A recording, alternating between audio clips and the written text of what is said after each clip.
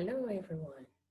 I'm really humbled and glad to be invited to the Women in AI Ethics conference. I'm Dina Machuve, a lecturer at the Nelson Mandela African Institution of Science and Technology in Arusha, Tanzania. I will take you through the work that I do on developing data solution for smallholder farmers.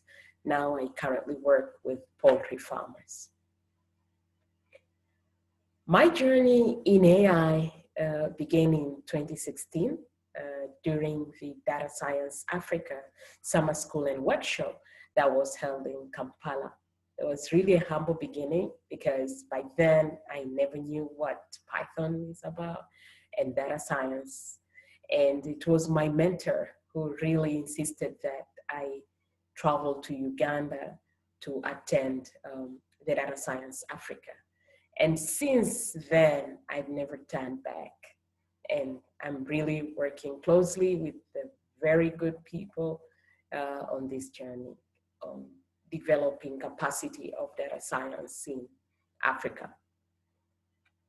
This was the story of my journey in Kampala. It was really a 20 hours bus ride from Arusha through Nairobi to Kampala.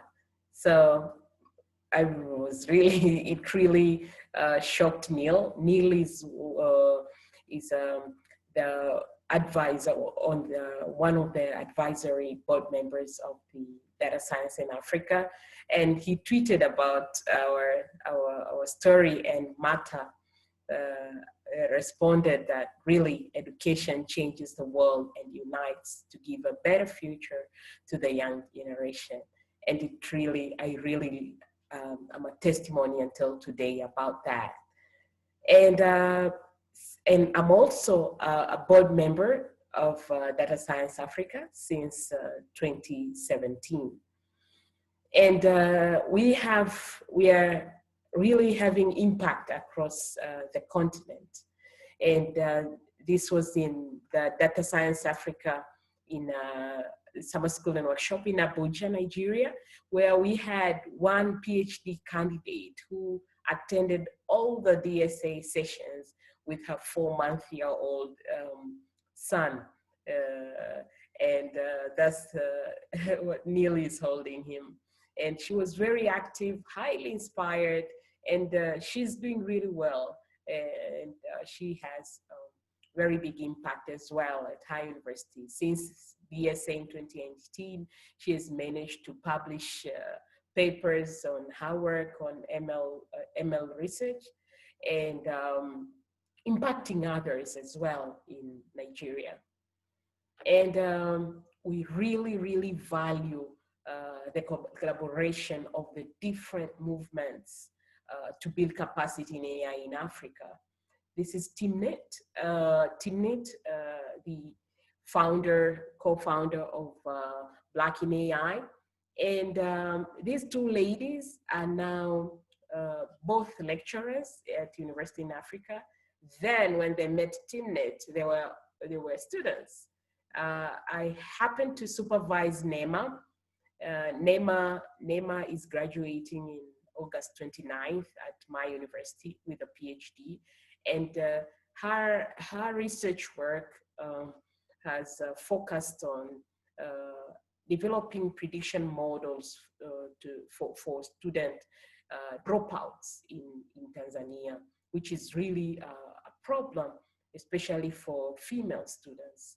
And since she met Timnit in Nyeri in 2018 and had the opportunity to attend the Black in AI workshop, as a supervisor, I really can't explain how grateful enough I am for the impact that the Black in AI community, Data Science Africa, has had on my students. She's my first PhD candidate since that I've supervised.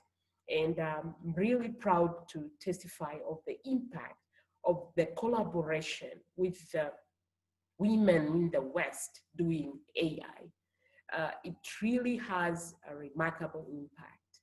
And Claire is a lecturer at University Technology, Uganda Technology and Management University.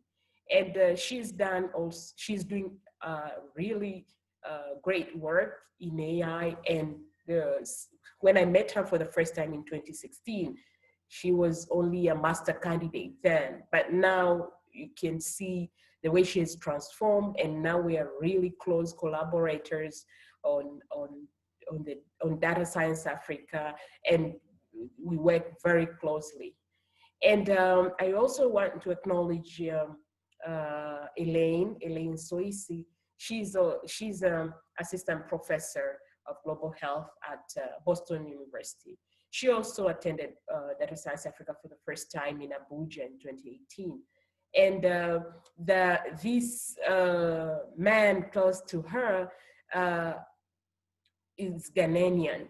He also traveled for 1.5 days by bus from Ghana to attend the Data Science Africa in Abuja.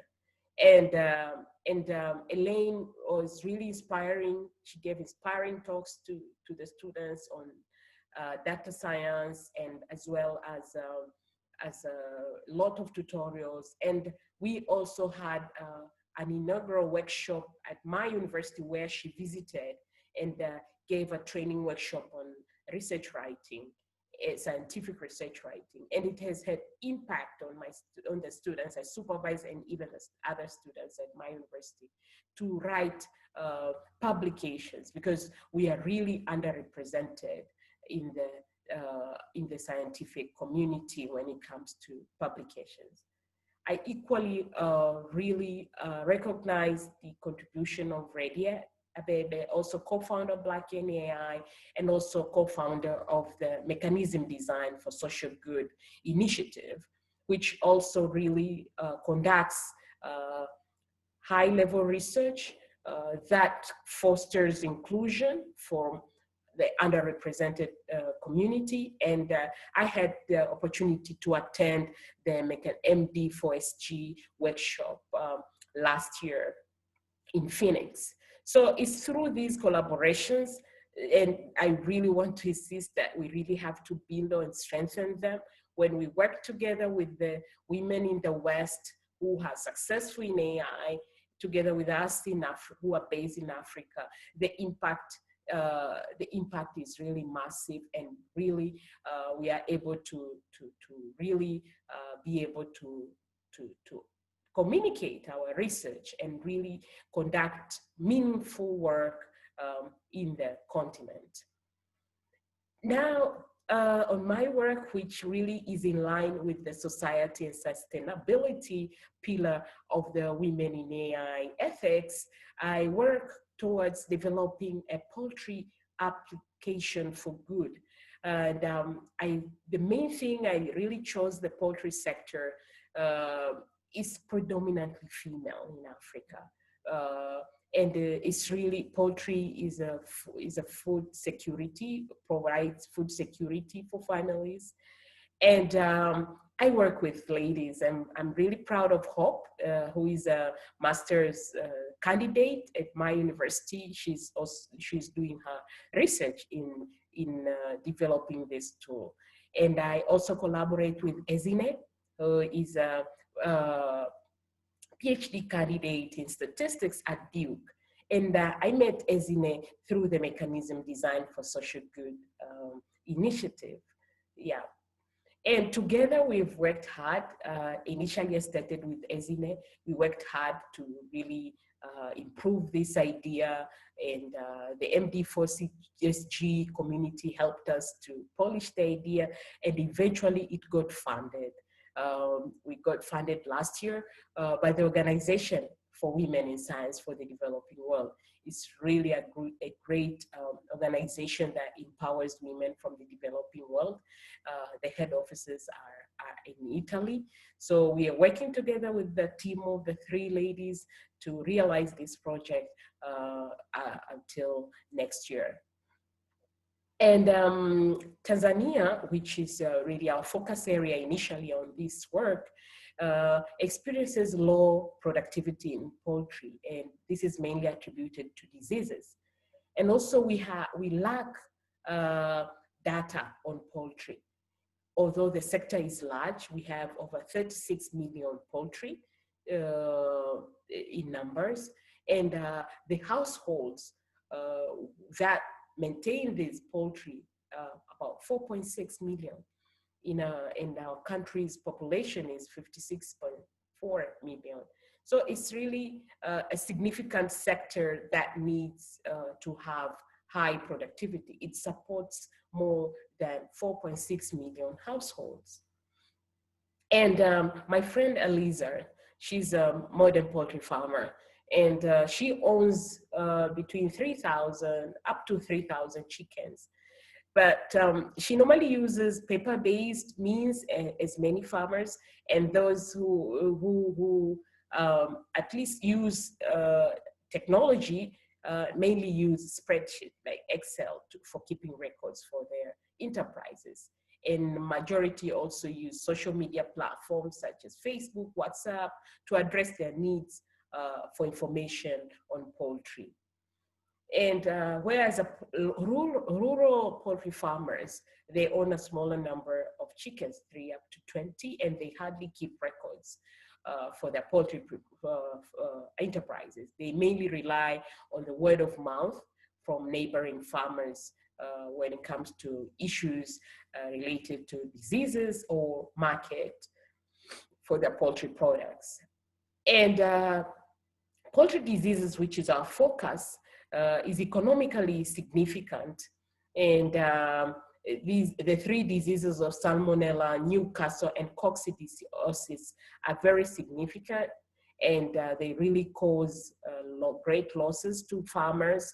And the vaccination coverage is normally limited, and also the access to extension officers and vet is quite limited, and normally these diseases are caused by inadequate biosecurity measures at the farms. So our objective, we aim to develop an app using AI for disease control and diagnostics, as well as data management for the farmers' records. And we target, we are working with small-scale poultry farmers in Tanzania. So currently, these 3 diseases are diagnosed using labs procedures, using fecal samples for those farmers who have access to the service. They're quite expensive.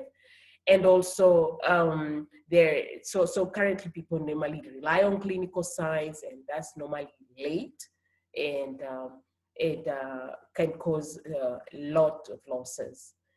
So we really propose poultry diseases diagnostics tool for automated detection of Coccidiosis, Salmonella, and Newcastle, and we will use AI, and we hope this will save time for testing the diseases to about few hours, because the current tests take over a week to get results. So you can imagine how many chickens a farmer would lose in the farm in the span of only getting the results for the diagnosis of the diseases.